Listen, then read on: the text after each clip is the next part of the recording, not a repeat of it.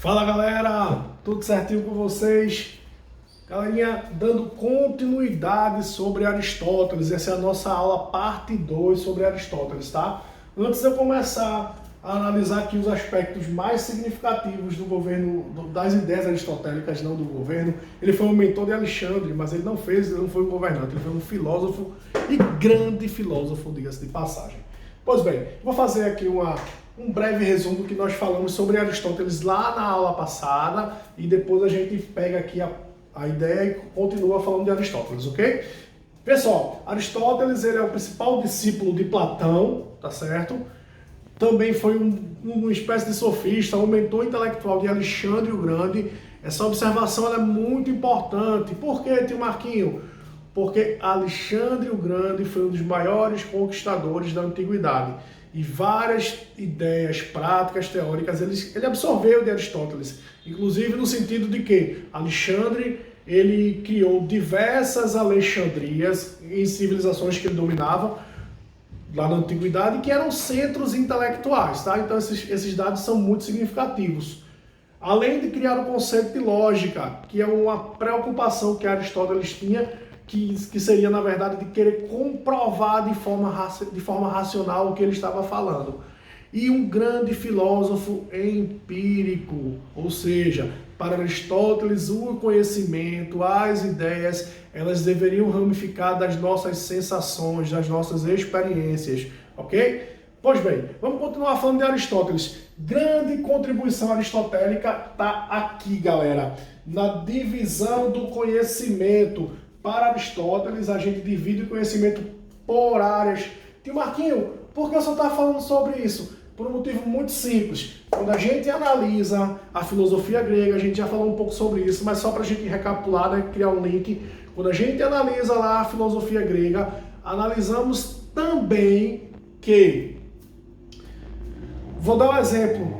Lá na primeira fase da filosofia grega, que é o período cosmológico, ou seja, lá no período cosmológico, que é a primeira fase da filosofia grega, matemáticos, químicos, físicos eram considerados filósofos. Por quê, tio Marquinho? Por um motivo muito simples. Não existia uma divisão de conhecimento por áreas, como vai existir no freio de arrumação criado pelo querido Aristóteles. Então, para a gente objetivar o conhecimento, otimizar o conhecimento, ampliar nossas ideias voltadas ao conhecimento, meu amigo Aristóteles vai dividir o seu conhecimento por áreas, tá?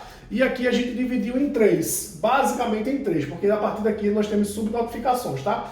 A teorética, a prática e a poética. Tio Marquinho, o que você poderia destacar aqui do conhecimento baseado na teorética? Eu poderia destacar a matemática, a metafísica e também conhecimentos científicos de maneira geral, como a própria física também, tá? A própria física. Quando eu analiso, por exemplo, o conhecimento dentro de uma visão prática, tem um ponto muito interessante que Aristóteles denominava, que era a ética e moral, tá? E quando eu analiso o conhecimento dentro da área poética, eu destaco a arte e a estética. Ou seja, visando um maior aprimoramento do conhecimento, visando uma maior compreensão e uma especificidade de cada área do conhecimento, Aristóteles vai pegar o conhecimento, essa observação é muito pertinente, tá, gente? E vai dividir em áreas de conhecimento, a teorética, a prática e a poética. Se ligar nas subdivisões. Conhecimento que eu denomino como teorética, destaco para vocês a matemática, a metafísica e a física. Do conhecimento de forma prática, moral e ética. E na poética, arte e estética, ok? Outro ponto significativo sobre Aristóteles é falar um pouco sobre ética, né? Aristóteles denominava que não existe felicidade dentro de uma conjuntura na sociedade atual sem ética. Então era mais ou menos assim. Para a gente ser feliz, eu teria que passar por um momento de justiça, que ele denominava de justo meio.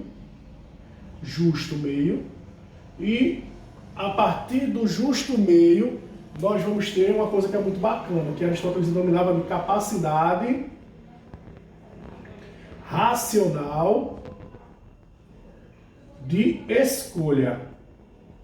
Pois bem, então essa era a busca da felicidade na visão aristotélica. Mas vamos falar sobre ética. Tio Marquinho, o que é ética? Não é? Você pode perguntar. Ética se caracteriza pelo conjunto de valores e normas que nós que vivemos no coletivo, que nós que vivemos em sociedade, colocamos como uma regra pré-estabelecida para termos harmonia de convivência entre os indivíduos. Então, a partir do momento em que eu passo a ter a harmonia da convivência, a gente passa a ter uma vivência de ética. Então, repetindo, a ética se caracteriza pelos valores coletivos que a sociedade impõe como correto, e esses valores a gente coloca como uma regra de boa convivência.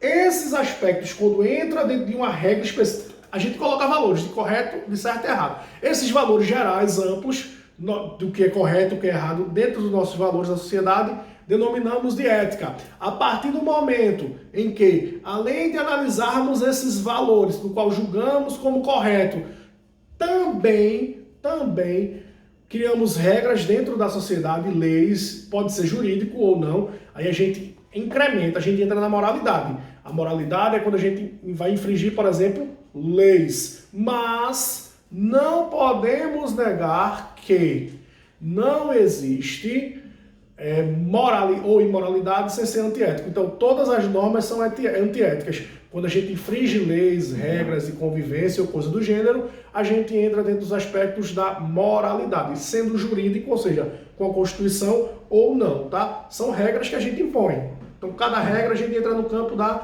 moralidade. Então, para Aristóteles, ter a noção e respeitar os aspectos éticos era fundamental para que eu tivesse uma sociedade justa, para a partir daí eu ter uma capacidade racional de escolha. E isso seria o caminho para a felicidade. Tem uma frase aristotélica muito significativa e também muito importante que a gente não pode deixar de falar, que é o seguinte: para Aristóteles, o homem é um animal político. E Aristóteles vai descrever várias obras falando sobre a política. São mais ou menos 8 escritos de Aristóteles falando sobre a política de forma muito específica. Então ele vai ter uma análise muito forte sobre política. Tem a primeira dica. A primeira dica é a seguinte: quando a gente analisa um pouco de Aristóteles, você vai ver que ele vai tecer várias críticas à democracia. E você pode dar uma olhadinha para isso e dizer, como assim, né? Então a gente vai para o primeiro ponto. Qual é o primeiro ponto? Quando eu falo que Aristóteles criticava o modelo democrático, a gente tem que fazer um link para o modelo democrático da época de Aristóteles. Que Aristóteles viveu entre 384 e 85 a.C. até 322. Então, naquele período ali, onde Aristóteles teve seu impulsionamento intelectual, né, nos anos 300 a.C., não podemos negar que a filosofia, a democracia grega, que era o modelo democrático da época, ele apresentava algumas coisas que talvez hoje não seja apresentado dentro de um modelo democrático. O que, tio Marquinho? Não podemos esquecer que a democracia grega era uma democracia direta, onde as pessoas iam em praças públicas e resolviam tudo ali, e era um modelo de democracia que ficava mais ou menos específico para os cidadãos de Atenas, homens, mulheres nascidos em Atenas. Então, mulheres, escravos, estrangeiros não participavam desse modelo democrático ateniense. Então, essa reflexão dessa diminuição da participação aristotélica vai fazer com que Aristóteles venha a tecer várias críticas sobre o modelo democrático ateniense. Então, é bem importante a gente frisar as características do modelo democrático de Atenas. Beleza? Pois bem, esse é o primeiro ponto.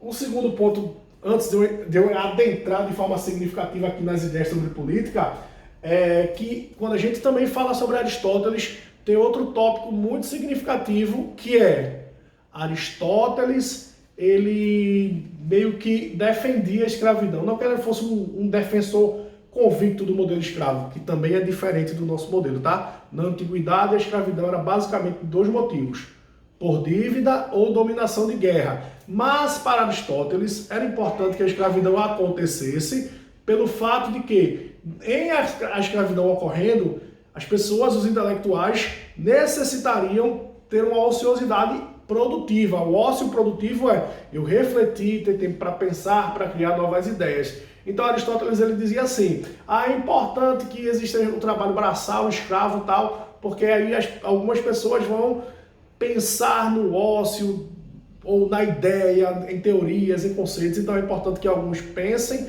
e outros trabalhem. É uma visão aristotélica, ok? Mas vamos lá, vamos falar de política. Existem algumas subdivisões de política na visão aristotélica que é importante que a gente fique bem atento, tá? Basicamente, Aristóteles divide a política em duas formas. A política individual e a política do bem comum. A política individual está pautada na ética, né? Então, o indivíduo, para viver de política, ele tem que ser um indivíduo ético, ou seja, colocando aqueles valores que a gente implementa como os valores mais significativos, os valores mais importantes dentro da sociedade, que é respeitar ao próximo, saber das normas e das leis dentro da sociedade. Então, Aristóteles denominaria que na política, eu subdivido ela em individual e a política do bem comum, que seria essa ação de um modelo de Estado. Na individual, o indivíduo não pode deixar de ser ético e tem que buscar a sua felicidade, atrelado ao justo meio, ou seja, primeiro eu sou ético para depois analisar a questão de justiça, porque não existe justiça sem ética, para depois eu ter a capacidade racional de escolha. Na política é mais ou menos esse caminho que eu tenho que seguir, o caminho da ética, quando eu analiso a política de forma individual, ok? Quando analiso a política de forma do chamado bem comum, ou seja, analisa a política com os anseios e os valores coletivos, a gente vai para algum ponto. Vê só, Aristóteles, ele analisa 3 modelos de políticos diferentes, tá? A monarquia, a aristocracia e a politeia. Bom, cada modelo desse que eu vou explicar um por um aqui, Aristóteles ele tentou analisar o lado onde ele seria menos danoso, ou seja, mais positivo, e mais negativo. O primeiro modelo que a gente vai analisar é a monarquia. Todos aqui devem conhecer o modelo e o funcionamento da monarquia, né? Que é aquele modelo político onde o rei governa ou o imperador governa seguindo uma dinastia. Para Aristóteles, para uma monarquia ser bacana, para que ela seja positiva, para que as pessoas tenham êxito dentro desse contexto monárquico, o monarca, o líder monarca, o rei, ele tem que ter a concepção, ele tem que ter a visão de que ele tem que governar ouvindo as pessoas. Jamais, uma observação, usar da pena de morte, na visão aristotélica, e segundo, sempre ouvir as pessoas. A partir do momento que o rei toma medidas intransigentes, esse rei ele passa a ser um tirano. E para Aristóteles, a tirania é o maior erro, é o maior defeito de qualquer modelo político, ok? Então essa reflexão ela é muito importante. O segundo tópico, então a monarquia ela só é bacana, ela só é positiva se o rei não passa por cima dos poderes, dos outros poderes, das outras pessoas, e que ele não seja tirano, tá? Ou seja, que ele não seja autoritário, para que ele não seja aquele rei absolutista que concentra amplos poderes em suas mãos. Aristóteles afirmava que isso é tirania, e a tirania, qualquer modelo de política tirano, ele caminha para o caos, então não cabe. Então, um monarca poderia existir uma monarquia, desde que esse rei ouvisse a população e jamais, em hipótese alguma, utilizasse da pena de morte. Beleza? O segundo ponto, o segundo governo analisado pelo Aristóteles seria a aristocracia. Tio Marquinhos, como funciona a aristocracia? Ele iria formar um grupo de pessoas, ou seja, um grupo de aristocratas. Na visão de Aristóteles, esse grupo de aristocratas formado por ele, por essas pessoas, deveria ser uma espécie de conselho de notáveis. O que é isso, tio Marquinhos? Um grupo de pessoas que de alguma forma tivesse sua experiência política comprovada e tivesse capacidade intelectual também comprovada para que assumissem os cargos políticos. Então, se nós implantássemos no Estado, uma situação hipotética, se nós implantássemos no Estado um modelo aristocrático, com certeza esse modelo ele seguiria o seguinte critério. Ele iria ser formado por um conjunto, um conselho, um grupo de pessoas que tivesse um notório saber daquilo ali.